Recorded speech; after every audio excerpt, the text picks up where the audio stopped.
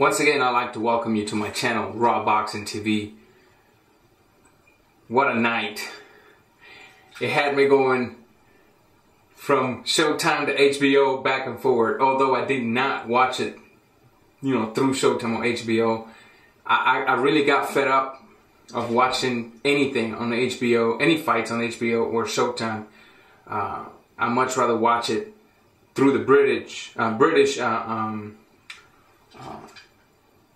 channel or whatever, Showbox. To me, they're neutral when it comes to commentating, and that's really what I look for. It's neutral. Not I'm gonna talk good about this guy because he's the network Barbie doll or whatnot. So I kept going back and forward, and I missed some fights, but I was able to get the most important ones, to my opinion. But first of all, I want to tonight we're gonna talk about obviously Lara,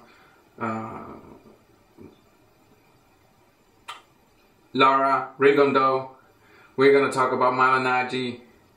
But first, I'd like to congratulate Sean Porter for taking Devin Alexander's will and offering such a great fight. I'd like to congratulate James Kirkland, who had a sensational fight tonight. He did what he always does. He took the fight and he broke his opponent's will. Something I want to get off my chest. Bika, in my opinion, defeated Darrell. There was no way that fight was a draw. Yes, Darrell had the knockdown, and he had a point deduction working on his favor, but that was not enough. Darrell won. I gave him like the first 4 rounds, and after that it was all Bika. Bika was taking the fights to him and landing the overhand right, landing the body shots. Bika, in my opinion, should have taken the victory for that fight. No ifs, buts, or ands about it. Whether you disagree with me or not, it doesn't really matter. The thing is that what a better thing that the judges had to find a way to not stain Darrell's record, and they had to give it a draw. That was never a draw. Congratulations again to Sean Porter. I'm really impressed by him tonight. Let's go ahead and talk about Erislandy Lara versus Austin Trout. Now, in my opinion, I knew Lara was going to win this fight. I broke it down in my prediction video, and pretty much a lot of it happened. Although Austin Trout did move a little more, he still did not give any head movements. Never capitalized on his on Lara's. Whenever Lara would take time to reset, see what's going on. Why is the main question. I knew Lara was going to win. I just didn't know that it was going to be this easy. I only gave Austin Trout the 2nd round out of the whole fight. And am I the only one that thinks that he was saved by the bell on the 11th round? I'm sure I'm not. I guess the question now remains, what's the excuse? Tonight, Lara dominated the guy that beat Canelo, or that some people thought had a draw with Canelo, or that some people thought lost a very close decision to El Canelo Alvarez. Tonight, Lara took him to school.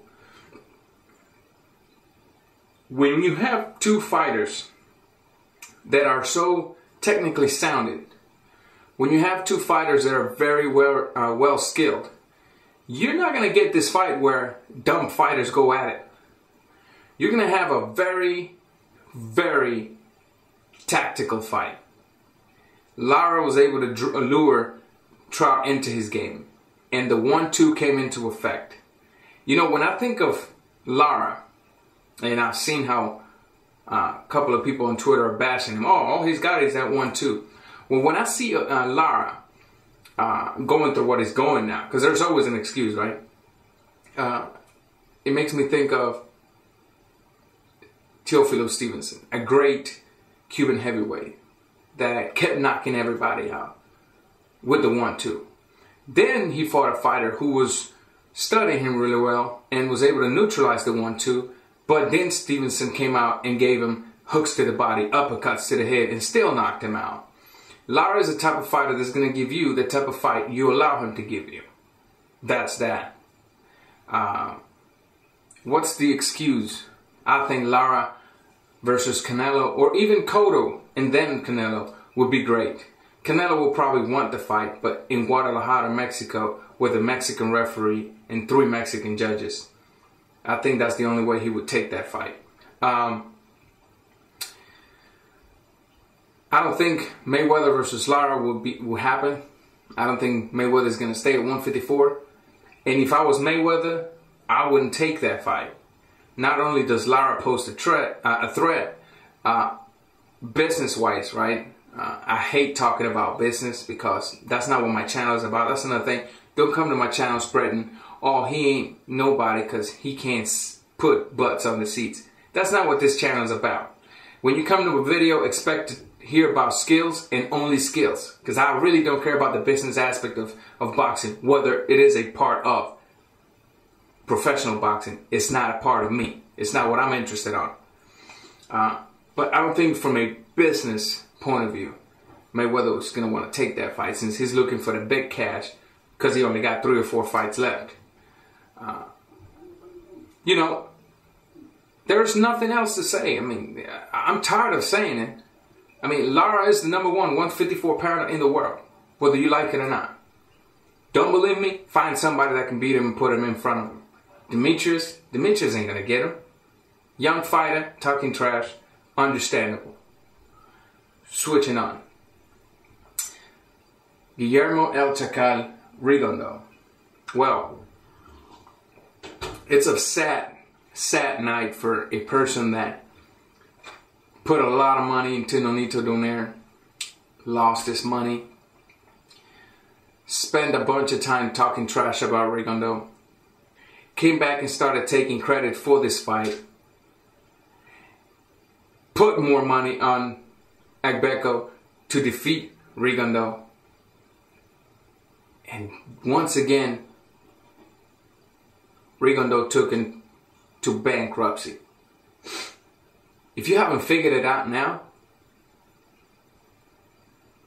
ain't nobody gonna beat Rigo unless they give him a lucky shot. You can bring So Shimin, who also possesses 2 Olympic gold medals, right, and has a huge following, and experience-wise, you can say they're pretty similar. I mean, Rigo only got 13 fights, you know. You can bring Lomachenko. For those of you that are hoping Lomachenko beats Rigondeaux, if you actually waste a second of your brain to actually think Lomachenko is going to fight Rigo the way he fights everybody else, then you're making a big mistake. But when that fight happens, if it happens, it will probably happen at 126. Yes, Rigo will go to 126. Just be patient.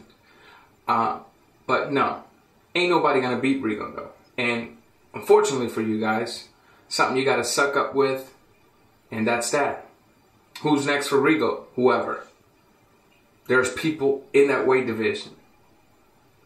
Don't give me, oh, you know, Golden Boy and Top Rank don't do business, because in certain occasions they have done business within the last year or so. So anybody you want to bring for Rigo, pretty much bring him on. He's there to stay, and he's there to take anybody to school. Agbeko came out a little aggressive in the first round. He got stamped. He tasted the power, and notice how he changed. Rigo pretty much, in a lot of occasions, took the fight to him, or he would stay in the pocket, still keeping his distance. But trust me, it's just whatever you guys say doesn't really matter. These guys keep proving you guys wrong. I want to congratulate Paulie Malignaggi for dictating the pace in the fight versus Zab Judah. He put in a boxing clinic. Congratulations. My advice to Super Zab Judah is to hang the gloves. You did what you did in the game of boxing, and it's over, bruh. Everything comes to an end. Don't keep putting losses in that record. Drop your comments and subscribe to my channel. I'm sure I'm going to do a couple of videos with some of my YouTube friends We'll just see who wants to do it. If you have an OOVOO account, that's OOVOO.com. You can download that app for free, create a membership, send me a friend invite. My OOVOO name, Ranger777. And we can do video conference anytime you feel like it. That's it. I'm out.